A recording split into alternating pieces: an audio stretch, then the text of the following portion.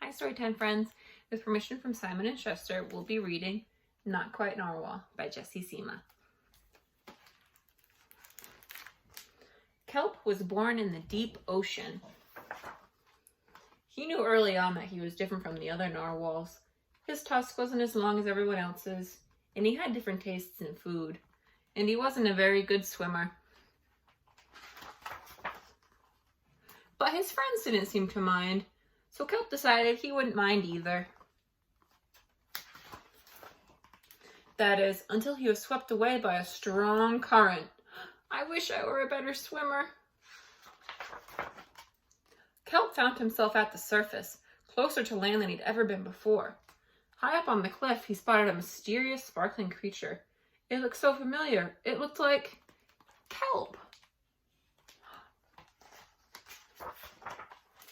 Kelp swam towards land as fast as he could, which wasn't very fast at all, hoping that he could catch up with the creature that looked just like him. When he finally reached the shore, Kelp felt a little bit anxious. He had never left the ocean. He was nervous about walking for the first time, but the land creatures made it look so easy. It wasn't. Oh, he's falling. Eventually, he got the hang of it. Everything on land was strange and beautiful, but also kind of scary. Kelp began to think he might never find the creature that looked just like him. But as he stumbled out of the forest, land narwhals!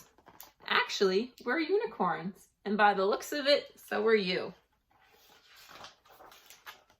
Kelp had never heard of unicorns before. They taught him all sorts of things about his tusk. We call them horns, and they introduced him to unicorn delicacies, snow cones. And they showed him how to gallop. There was no doubt that Kelp was, in fact, a unicorn. He was having so much fun that he didn't want to leave. But then he remembered all of his friends under the sea, and Kelp missed them terribly. So he said goodbye to the unicorns and returned to the ocean. Come back soon. Kelp swam towards home as fast as he could, which wasn't very fast at all, hoping that the narwhals would still like him now that he was a unicorn. When he finally arrived, Kelp had butterflies in his stomach. Welcome home! Aww. Kelp took a deep breath and he told his friends the news.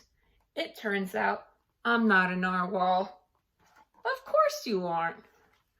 I'm a unicorn. We all knew that. They took it quite well. Kelp was happy to be home, but now that he'd experienced life on land with unicorns, he couldn't seem to forget them. Did he want to be a land narwhal with the unicorns, or a sea unicorn with the narwhals? Kelp couldn't decide. But then he realized that maybe, just maybe, he didn't have to choose. Oh, what a good ending. All right, I hope you guys have a good day. Bye.